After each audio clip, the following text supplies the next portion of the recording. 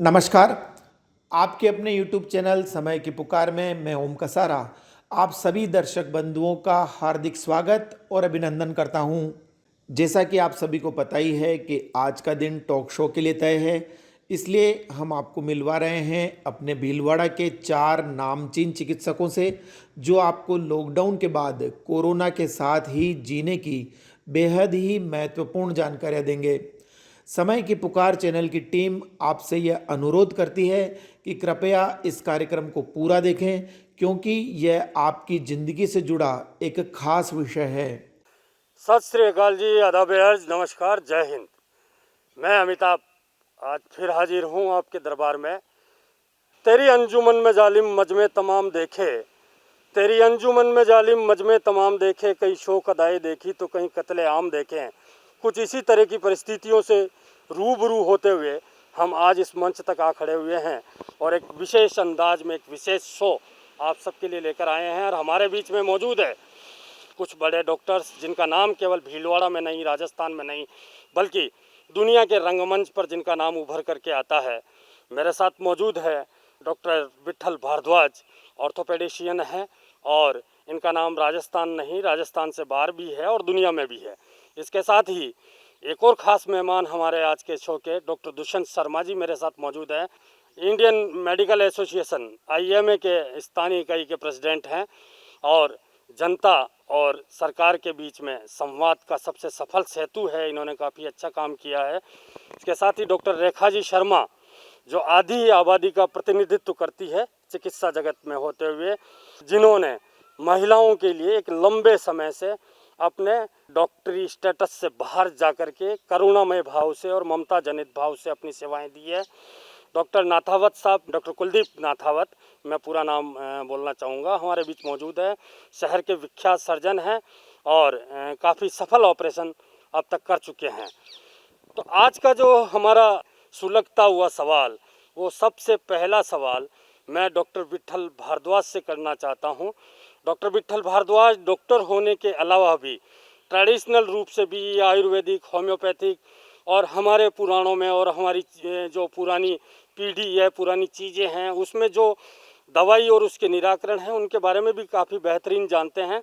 Doctor Vitthal Bhardwaj जी से मेरा पहला सवाल है, डॉक्टर साहब, मैं आपसे मुखातिब होते हुए ये पूछना चाह रहा हूँ कि लॉकडाउन और अनलॉकिंग, क्या डिफरेंस इसमें आप देखते हैं? क्या पहले प्रभाव आए हैं और इसके बाद में क्या परिणाम आने वाले हैं? जी हाँ, पहले आप लॉकडाउन की महत्ता और इसकी आवश्यकता को समझिए। जो लॉकडाउन किया गया अपने हिंदुस्तान के अंदर, सबसे पहले 24 तारीख मार्च में हमारे श्री प्रधानमंत्री नरेंद्र मोदी जी ने जो आह्वान किया था, 25 मार्च को लॉकडाउन किया था। उसके पिछले एक साइंटिफिक रीज़न था। लॉकडाउन से आपको भारत की जनता या आम जनता को मानसिक तौर पे तैयार करना था, ताकि वो लोग इस महामारी काल में अपने आप को घर के अंदर लक्ष्मण रेखा के अंदर रखते हुए, स्वस्थ रखते हुए और इस महामारी से कैसे लड़ना है, उसके लिए मानसिक तौर पर तैयार करना था। दूसरा, इसमें सरकारी तौर पे भी यदि आप देखें तो 24 मार्च या 25 मार्च 2020 को पीपी किट अपने हिंदुस्तान में एक भी नहीं बनता था 25 मार्च को। उसके 40-45 दिन बाद 5 मई को यहाँ पे 2 lakh per day PP kit और 2 लाख मास्क हिंदुस्तान में बनना शुरू हो गए थे। और 20 मई 2020 को आपको 4.5 लाख पीपी किट हिंदुस्तान में इसका निर्माण हो चुका, जो कि 25 मार्च को जीरो प्रोडक्शन था। तो इसके पीछे लॉकडाउन से जनता को मानसिक तौर पर तैयार करना और सरकार को इस कोरोना फाइटर्स के लिए सुरक्षा कवच एवं सुरक्षा प्रदान करने की जो रणनीति, उस पर ऊपर सोचने का और काम करने का मौका मिला। अब अनलॉकिंग को समझिए। फिर आप कहेंगे साहब, फिर एकदम से अनलॉक क्यों किया गया? जब आपको तन से मन से मजबूत कर दिया गया, तो अब धन की आवश्यकता भी रहती है हमारे आम जीवन के अंदर। तो अब कुछ जो एल्डरली है, 65 साल के ऊपर, 10 साल से कम उम्र के बच्चे और प्रेग्नेंट लेडीज़ को इससे दूर रखा गया है, ताकि युवा वापस अपने खुद के अर्थोपार्जन और देश के आर्थिक सहयोग के लिए आगे आएँ। इसलिए वापस इसको धीरे धीरे एक समयबद्ध लिमिटेड टाइम के लिए खोला गया, ताकि वापस अपना आर्थिक उन्नति हो सके, इकोनॉमिक लॉस नहीं हो, क्योंकि यदि ये पता चल गया है कि कोरोना के साथ आपको जीना होगा, लेकिन कोरोना से मरना भी नहीं है, इसलिए हमको अब आगे लॉकडाउन को खोला गया है। धन्यवाद डॉक्टर साहब। ये डॉक्टर साहब से हमने अभी बात की है अनलॉकिंग और लॉकिंग के बारे में। हर किसी को मुकम्मल जहां नहीं मिलता, कहीं ज़मीन तो कहीं आसमान नहीं मिलता। डॉक्टर दुष्यंत शर्मा एक बहुत बड़ा नाम है। तो डॉक्टर साहब मैं जानना चाहूँगा कि सरकार से क्या उम्मीद है आपकी, आप क्या उम्मीद लगाए बैठे हैं चिकित्सा जगत और आम जनता? नमस्ते। सरकार को ये सोचना पड़ेगा, जो चिकित्सा का जो बजट है वो अभी नगण्य अमाउंट में चिकित्सा का भारत सरकार का बजट है। इस प्रकार की महामारी स्वतंत्रता मिलने के बाद पहली बार इस देश में आई है। हमें स्वास्थ्य के लिए देश को अपना बजट बढ़ाना पड़ेगा। जैसे कि जर्मनी स्वास्थ्य की दृष्टि से विश्व में दूसरे नंबर पे आती है, इतनी ज़्यादा संसाधन होने के बाद भी वहाँ पे इतनी सारी मौतें हुई, हाहाकार मचा। ये तो ईश्वर की कृपा थी और सरकार का जो लॉकडाउन का फैसला था उसकी वजह से भारत में इतना हाहाकार नहीं मचा और हमें संभलने का मौका मिला। तो मैं सरकार से एक ही विनती करता हूँ कि स्वास्थ्य कर्मियों का जो इन्होंने 50 लाख का बीमा सरकार में कार्यरत लोगों को मिला है, वो ही चीज़ स्वास्थ्य कर्मी जो प्राइवेट में हैं उनको भी दिया जाए। दूसरा, स्वास्थ्य के लिए जो बजट है उसको बढ़ाया जाए, जिससे कि हम भारत में जो प्रथम 100 में भी अपन स्वास्थ्य की दृष्टि से पूरे विश्व में नहीं आते हैं, और अगर ये बढ़ेगा तो हम कम से कम प्रथम 5 में न हो तो प्रथम 10 के अंदर तो हम स्वास्थ्य सेवा में आ सकें। और सरकार से ये भी आशा करते हैं कि सभी स्वास्थ्य कर्मियों को कोरोना से लड़ने की अलग से ट्रेनिंग प्रोग्राम चलाया जाए कि भाई महामारी से कैसे अपन लड़ सकते हैं। दूसरा, जो अपनी जो परिस्थितियां हैं, जिस परिस्थितियों में स्वास्थ्य कर्मी काम कर रहे हैं, उन परिस्थितियों में गुणात्मक सुधार की बहुत ज़्यादा ज़रूरी है कि उनको ये तो मैं हिंदुस्तान के सभी डॉक्टरों को नमन करता हूं। वो कैसी भी परिस्थितियों में जिस प्रकार की अपना फौज का सैनिक लड़ता है, वैसे ही ये लड़के इस कोरोना को व्यवस्थित रूप को नहीं लेने दिया और भारत में इसको कंट्रोल किया। इसके लिए मैं सभी डॉक्टरों को धन्यवाद अर्पित करता हूं। बहुत बहुत धन्यवाद डॉक्टर साहब। मर जाएंगे मिट जाएंगे देश के लिए, मिटने न देंगे देश को ऐलान कीजिए। कुछ ऐसा ही भाव है हमारे चिकित्सा समाज में, चिकित्सा जगत में। अब मैं बात करना चाहता हूं डॉक्टर रेखा शर्मा से, जो आधी आबादी का प्रतिनिधित्व करती है। मैं इनसे ये जानना चाहूँगा कि ये कोरोना काल जो आया, ये कोरोना का जो समय आया, उसमें गर्भवती महिलाओं के लिए क्या परिस्थितियां पैदा हुई, उनको क्या आगे ध्यान रखना चाहिए, क्या इसके बारे में आप कुछ बोलना चाहेंगे? नमस्कार। आज की परिस्थिति को देखते हुए ये जो कोरोना पेंडेमिक चला है, तो कई औरतों के मन में इस तरह का प्रश्न उठता है, प्रेग्नेंट औरतों को, कि क्या हमें तो कोरोना नहीं हो जाएगा। तो उसमें मेरा ये मानना है कि जैसा अभी जो व्यू चल रहा है, जो सिनेरियो चल रहा है, ऐसा माना जाता है कि लगभग 50 to 80% लोगों को कोरोना हो सकता है। जब नॉन प्रेग्नेंट को हो सकता है तो नेचुरली प्रेग्नेंट औरत भी उसकी चपेट में आ सकती है, इसमें कोई बड़ी बात नहीं है। लेकिन ऐसा है कि ये जो कोरोना होगा, ये एक सिंपल फ्लू की तरह हो करके निकल जाएगा, इसमें घबराने की ज़रूरत नहीं है। ये ध्यान रखना है कि इम्यूनिटी बनाएं, अपनी हाइड्रेशन प्रॉपर करें अपने बॉडी का, और आइसोलेशन मेंटेन करें आप, और ज़्यादा से ज़्यादा जो रोग प्रतिरोध क्षमता जिससे बढ़ सकती है ऐसी चीज़ें खाएं। अब कईयों के मन में ये प्रश्न भी आता है कि अगर प्रेग्नेंट हैं और कोरोना है तो क्या हमारे बच्चे को कुछ नुकसान होगा।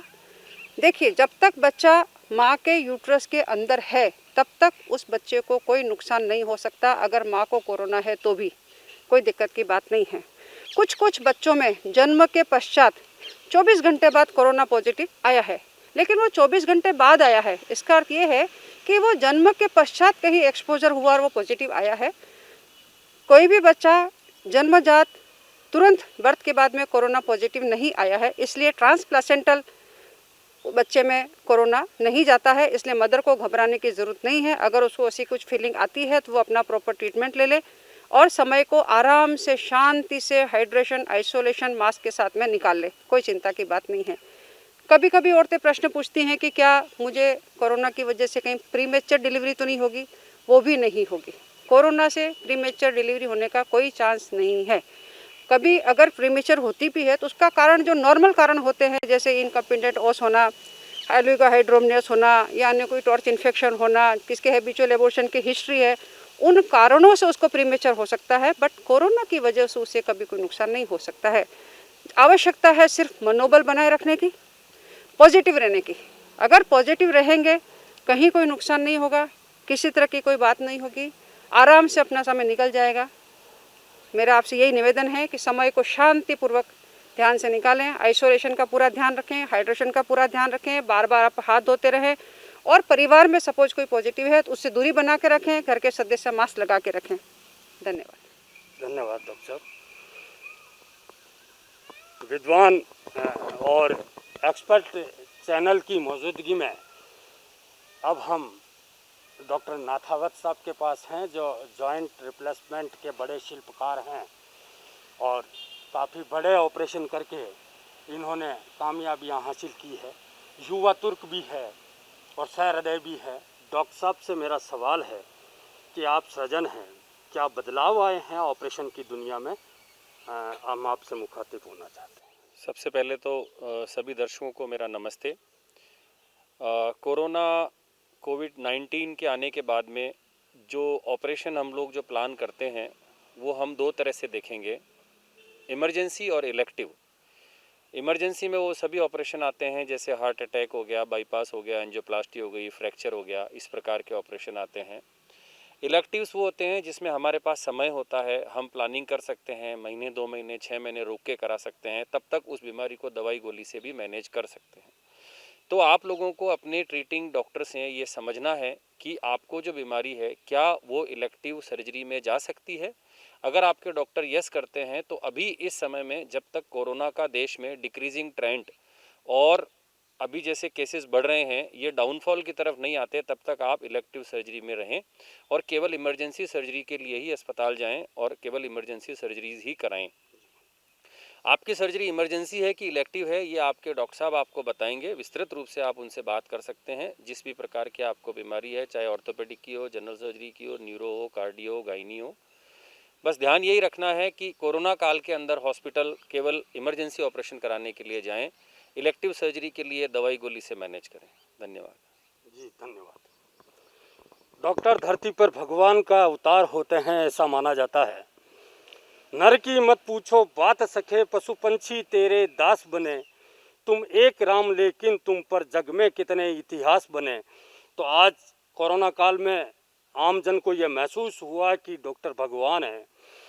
अब हमारा एक सवाल और है हमारे चिकित्सा जगत से, बिल्कुल कॉमन सा सवाल है कि एक अंतर्राष्ट्रीय समस्या है ये वायरस वाली। ये स्थानीय स्तर की समस्या नहीं है या राज्य स्तर की नहीं है या राष्ट्रीय स्तर की नहीं है। तो इस अंतर्राष्ट्रीय समस्या के लिए क्या वैश्विक संदेश दुनिया भर के राष्ट्राध्यक्षों को जाता है? दुनिया भर के राष्ट्राध्यक्षों से डॉक्टर समाज की एक अपील है, वो जानना चाहते हैं। तो मैं इसके लिए सबसे पहले डॉक्टर नाथावत डॉक्टर साहब से ही बात करना चाहूँगा। देखिए सर, ऐसा है कि ये जो कोरोना पेंडेमिक है, ये वायरस अपने आप के अंदर एक स्वरूप बदलता हुआ कीटाणु है जिसकी सीरियसनेस अलग अलग देशों में अलग अलग प्रकार से पाई गई है। तो इसकी वायरस की प्रोपोगेशन को देखते हुए अगर जैसे अपन अपने देश में भी देखें तो महाराष्ट्र और गुजरात में ज़्यादा सीरियस है, राजस्थान में उतना नहीं है, यूपी में उतना नहीं है, दिल्ली में उतना नहीं है।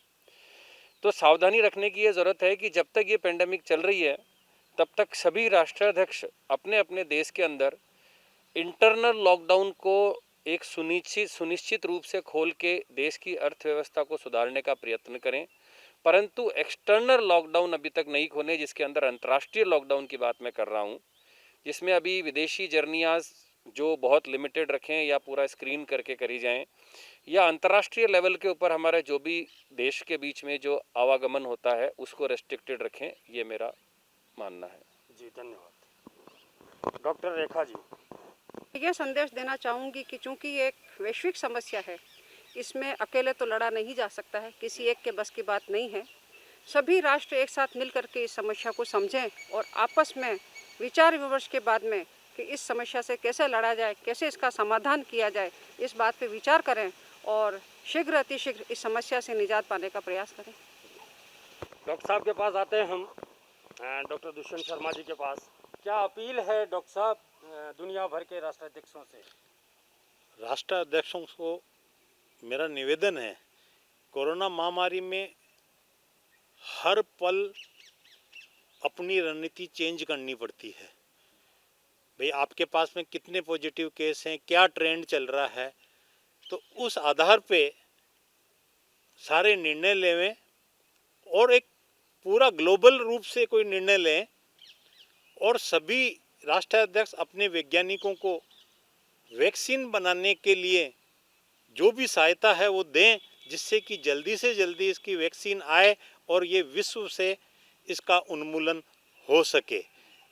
और इस समय राजनीति नहीं करनी चाहिए, इसमें मानवता देखते हुए एक सांसारिक मानवता की सेवा के लिए सभी को संगठित होकर इसको कोरोना को हराना है। Thank you. बड़ी अच्छी समझ और बड़ी परख और एक अनुभव रखते हैं डॉक्टर विट्ठल भारद्वाज साहब। भारद्वाज साहब से हम जानना चाहेंगे कि वो दुनिया भर के नेताओं से, लीडरशिप से, राष्ट्राध्यक्षों से क्या अपील करना चाहेंगे? कोरोना तो एक बहाना है। आप इससे ये सीख सकते हैं कि कोरोना की वजह से लॉकडाउन हुए अलग अलग देशों में प्रकृति को कितना फ़ायदा हुआ, पर्यावरण को कितना बचाव हुआ, और चिकित्सा जगत में, चिकित्सा क्षेत्र में जो कमियां अविकसित, विकसित और विकासशील देशों में पाई गई हैं, आज कोरोना को देखते हुए कोई अमेरिका भी ये नहीं कह सकता कि साहब हम इसको हरा पाने में हम पूर्णतः सक्षम हैं, और वो लोग ज़्यादा असफल साबित हो रहे हैं। जहाँ पर बजट चिकित्सा क्षेत्र को लेकर हम भारत सरकार से अनुरोध करना चाहेंगे कि चिकित्सा क्षेत्र, चिकित्सक वर्ग इस क्षेत्र में बहुत अपने आप को इंफ्रास्ट्रक्चर के पॉइंट ऑफ व्यू कम विकसित पाता है, तो इसके ऊपर बहुत ज़्यादा ध्यान देना चाहिए, क्योंकि मानवीय कल्याण के ऊपर यदि किसी भी इंसान को इस पैदा होने के बाद यदि चिकित्सा और शिक्षा दो एक बेसिक नीड हैं, उनके ऊपर विशेष ध्यान देना चाहिए, न कि अमानवीय, अकल्याणकारी मिसाइल्स, अस्त्र शस्त्र जिनके ऊपर आप बेतहासा विज्ञान का दुरुपयोग हो रहा है, उसको टोटल कंस्ट्रक्टिव मानवता के ऊपर राष्ट्राध्यक्षों से अपील करना चाहता हूं कि इसके ऊपर काम करें। धन्यवाद। धन्यवाद डॉक्टर साहब। स्थानीय स्तर पर अंतर्राष्ट्रीय समझ रखने वाले हमारे एक्सपर्ट्स के पैनल के साथ आज इस शो को हम समापन की ओर ले जाते हैं, और अगले शुक्रवार फिर हम एक और नायाब, अद्भुत, अकल्पनीय और अविश्वसनीय शो लेकर, टॉक शो लेकर आपके बीच में उपस्थित होंगे। जय हिंद। तो इस बुलेटिन में इतना ही। यदि आपको पसंद आया हो तो इसे शेयर अवश्य करें और आपके अपने YouTube चैनल समय की पुकार को सब्सक्राइब करना न भूलें। धन्यवाद। जय हिंद, जय भारत।